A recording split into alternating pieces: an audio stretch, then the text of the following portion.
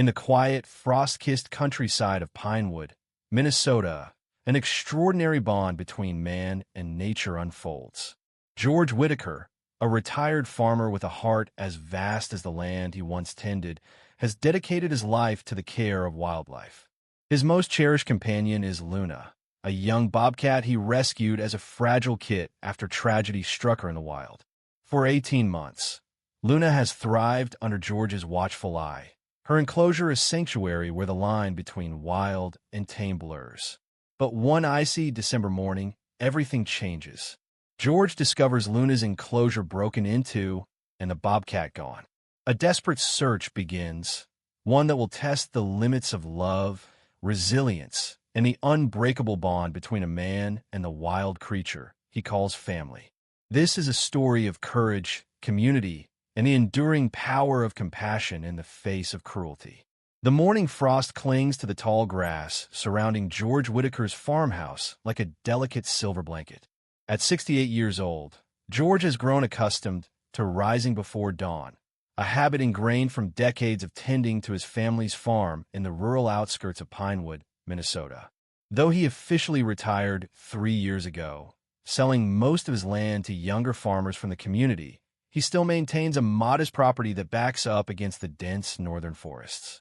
On this particular December morning, George's weathered hands wrap around a steaming mug of black coffee as he makes his way to the converted barn at the edge of his property. Inside, a specialized enclosure houses his most treasured companion, Luna, a young female bobcat he rescued 18 months earlier.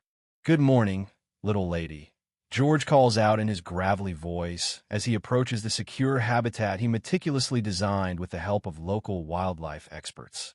But the familiar chirping response that usually greets him is absent. George quickens his pace, his heart beginning to race as he reaches the enclosure door. His coffee mug slips from his fingers, shattering on the concrete floor when he discovers the lock has been broken and the door left partially open. "Luna!" His voice echoes through the empty space. The specialized heating lamps still hum, keeping the space at the perfect temperature for the wildcat. The carefully arranged branches and hiding spots remain undisturbed, but Luna is gone. George's hands tremble as he reaches for his cell phone, dialing 911 with shaking fingers. "This is an emergency," he tells the dispatcher, his voice cracking. "Someone's broken into my property and stolen my bobcat." Sheriff David Reynolds, who has served Pinewood County for nearly 20 years, arrives at the scene. A stolen bobcat is certainly a first for him. As George explains the situation, the sheriff takes notes, his deputies dusting the broken lock for fingerprints and photographing distinctive boot prints in the soft earth outside the barn. "Luna isn't like other bobcats," George explains, his voice thick with emotion. "Her mother was killed by a logging truck last spring when Luna was just a tiny kid. The wildlife rangers brought her to me because I've worked with rehabilitating wildlife for years. But Luna was too young, too imprinted on humans to ever be released back into the wild." Sheriff Reynolds nods, already knowing the answer, but needing to follow protocol. "And you have permits for keeping her?" George produces a thick folder of documentation. "Everything's legal and above board. I work closely with the Department of Natural Resources. Luna has regular checkups with Dr. Martinez at the wildlife clinic. She's microchipped, properly housed. She's family." The sheriff recognizes the raw pain in the old farmer's voice. In small communities like theirs, pets are more than just animals. They're vital companions, especially for people like George, who lives alone after his wife, Margaret, passed away 5 years earlier. "We'll find her, George," the sheriff promises, though he knows it's not a guarantee he can make. Wild animal theft is rare, but not unheard of. There's an unfortunate black market for exotic pets, and bobcats, with their spotted fur and wild mystique, can fetch a high price from unscrupulous buyers. The breakthrough comes faster than anyone expected. By that afternoon, Deputy Lisa Morales traces the distinctive boot prints to a pair of custom hunting boots sold exclusively at a sporting goods store in the neighboring county. Only 6 pairs have been sold in the past year, and one of the buyers, Travis Schultz, has a record of prior arrests for poaching and selling illegal animal products. A judge quickly signs a search warrant, and by nightfall, Sheriff Reynolds and his team surround a dilapidated trailer on the outskirts of the next county. Inside, they find Travis Schultz and his cousin Darren, along with cages containing several exotic reptiles and birds, clearly part of a small-time wildlife trafficking operation. Luna, however, is nowhere to be found. Where's the Bobcat? Sheriff Reynolds demands as he handcuffs Travis, who struggles against the restraints. Don't know what you're talking about, Travis spits, but his cousin Darren, younger and clearly frightened by the police presence, breaks immediately. We didn't know what to do with it, Darren blurts out, earning a venomous glare from Travis. It wasn't like the other animals. It kept hissing and trying to claw us. We couldn't control it, couldn't sell it in that state. Where is she now? Deputy Morales presses, taking a step closer to Darren, who shrinks back against the wall. We drove out to Blackwater Marsh last night and let it go. He admits, his voice barely above a whisper. It was Travis's idea. He said it would survive on its own, that it was a wild animal anyway. Sheriff Reynolds feels his blood run cold. Blackwater Marsh is a treacherous area, even in good weather, a sprawling wetland with patches of quicksand-like mud and freezing pools that could trap the unwary. And with the recent temperature drop, you abandoned a partially domesticated bobcat in Blackwater Marsh in below-freezing temperatures, he clarifies, his normally calm demeanor slipping. Travis shrugs, seemingly unconcerned. Not our problem anymore. Sheriff Reynolds fights the urge to let his anger show as he turns to Deputy Morales. Call search and rescue. Then contact Dr. Martinez at the Wildlife Clinic. Tell her we need her expertise and emergency supplies. And get George on the phone. He knows Luna better than anyone. Turning back to the Schultz cousins, he adds, you two just added animal cruelty to your charges. And if that bobcat doesn't survive, I'll personally make sure the judge hears every detail of what you've done. Blackwater Marsh stretches across nearly 1,000 acres of wilderness, a labyrinthine expanse of bog, dense underbrush, and skeletal trees whose bare branches claw at the darkening sky. By the time the search party assembles, the winter sun is already sinking toward the horizon, painting the landscape in shades of deep orange and crimson. George insists on joining the search, despite Sheriff Reynolds' concerns about the difficult terrain and the older man's age. I'm not sitting at home while Luna's out there, George states firmly as he pulls on insulated waders and a heavy coat. She knows my voice. She'll respond to me if she can. The sheriff can't argue with that logic. They divide into 4 teams, each equipped with powerful spotlights, rescue equipment, and radios. Dr. Elena Martinez, the wildlife veterinarian who has cared for Luna since her rescue, accompanies George's team, carrying a specialized medical kit designed for emergency treatment of hypothermia and injuries. How long can she survive out here? George asks Dr. Martinez as they carefully pick their way along a relatively solid path through the marsh, their lights sweeping across the landscape. Dr. Martinez's expression is grave behind her fogged glasses. Bobcats are naturally resilient, but Luna's different. She's been in a temperature-controlled environment since she was very young. She hasn't developed the thick winter coat wild bobcats would have by now. And without hunting skills, she lets the sentence hang unfinished. George nods grimly, understanding what isn't being said.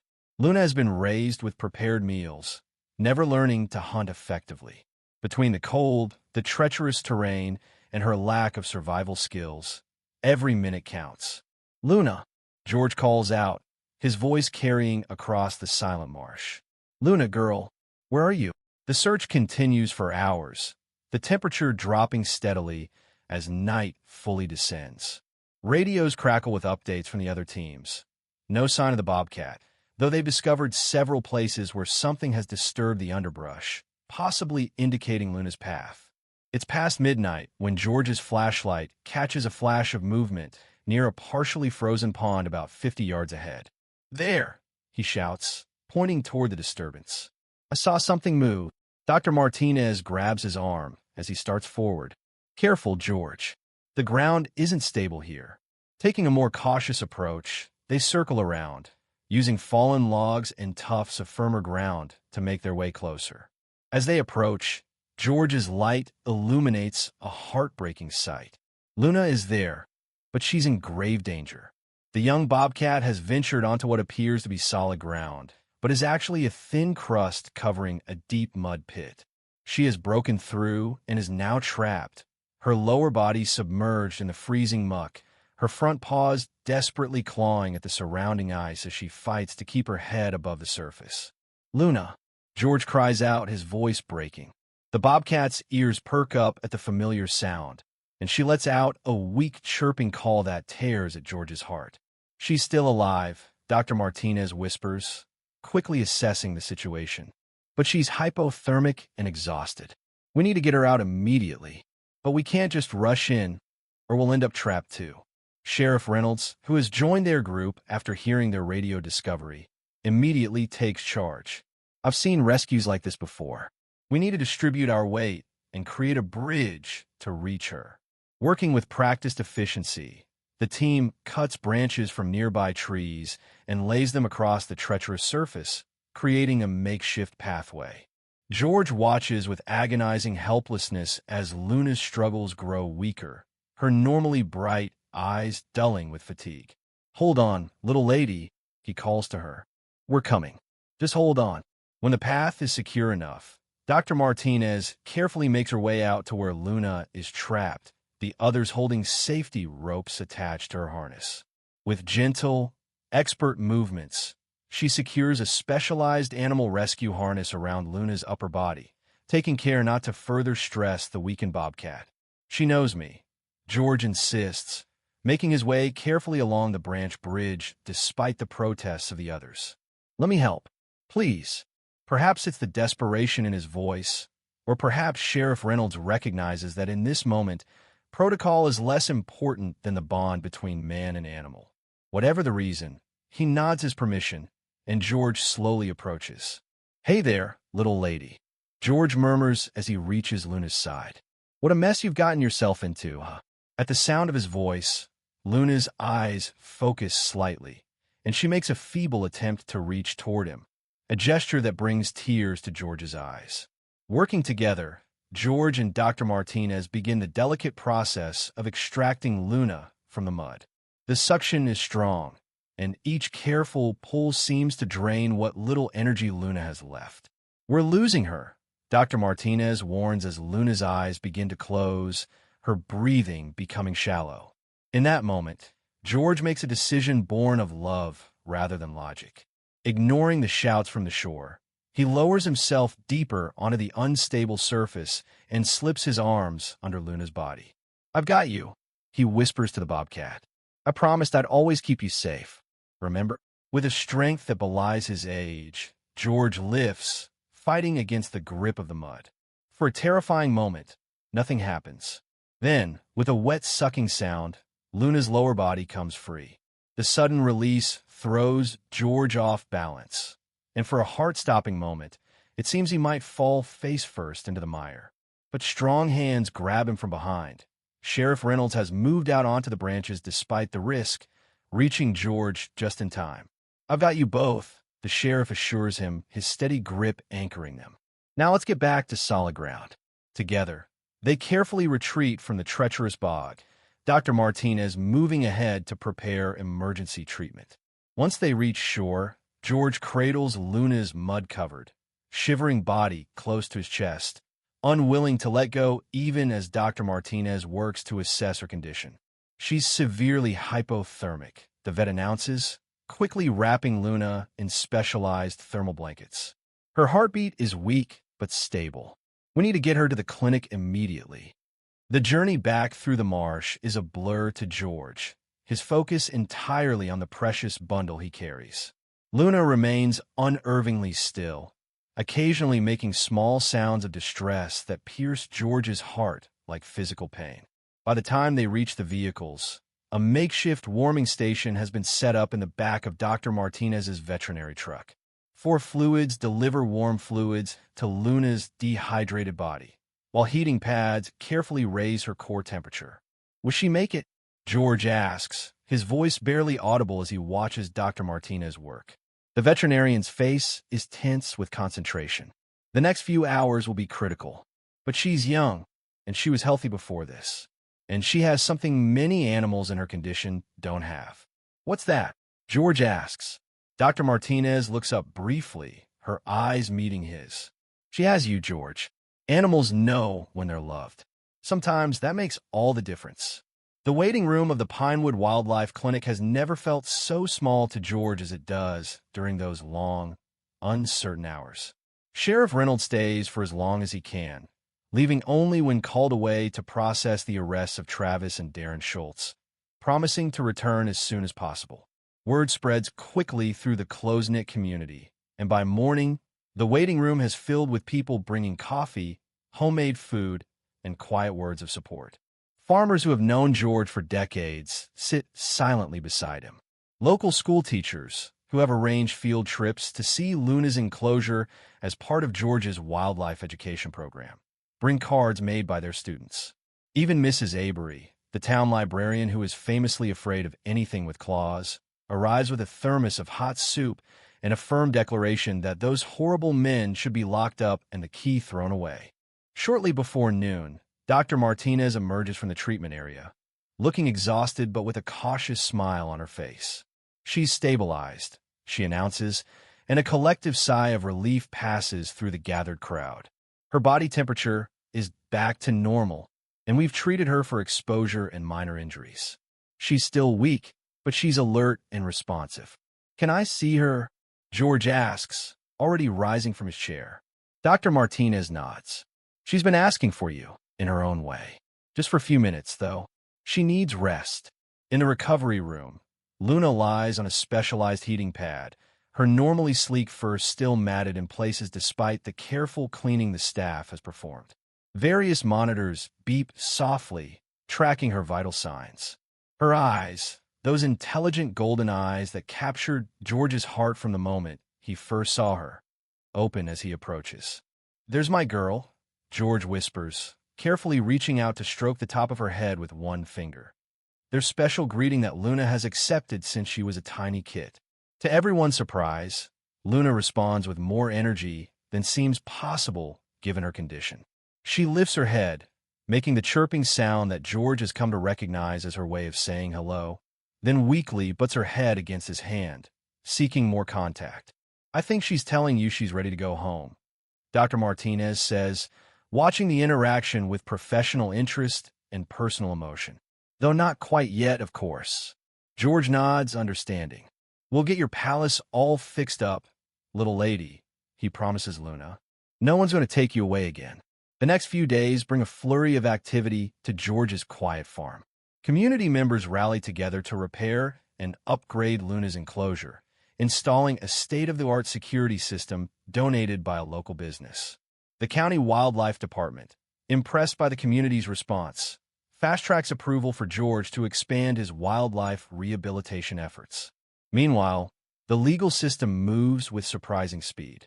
The evidence against the Schultz cousins is overwhelming, and facing multiple federal charges related to wildlife trafficking, they agree to a plea deal that will put them behind bars for several years. Sheriff Reynolds personally delivers the news to George, finding the older man busy checking the newly reinforced locks on Luna's enclosure. Justice works sometimes, the sheriff comments as he explains the plea deal. George nods thoughtfully. I'm not sure I care about punishment as much as I care about prevention. Will this stop others from doing the same thing? It sends a message, Sheriff Reynolds replies.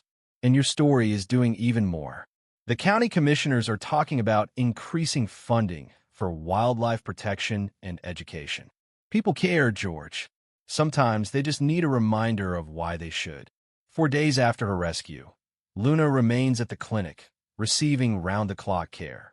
When she is finally deemed strong enough to return home, the journey from the clinic to George's farm becomes an impromptu parade, with well-wishers lining the route.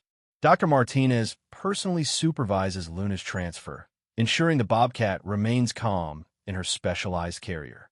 Back at the enclosure, now reinforced and secured with new locks and monitoring equipment, George sits patiently on the floor as Dr. Martinez opens the carrier door.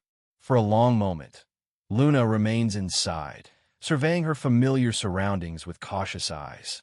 "It's okay," George encourages softly. "You're home now, little lady. You're safe." Slowly, hesitantly, Luna emerges. She inspects the space methodically, revisiting her favorite perches and hiding spots, as if confirming everything is as she remembers. Finally, she approaches George, circling him twice before coming to rest against his side, her body language relaxing for the first time since her ordeal began. Dr. Martinez smiles at the sight. "I'd say that a successful homecoming." Over the following weeks, Luna's recovery progresses steadily. Her physical wounds heal quickly, though George,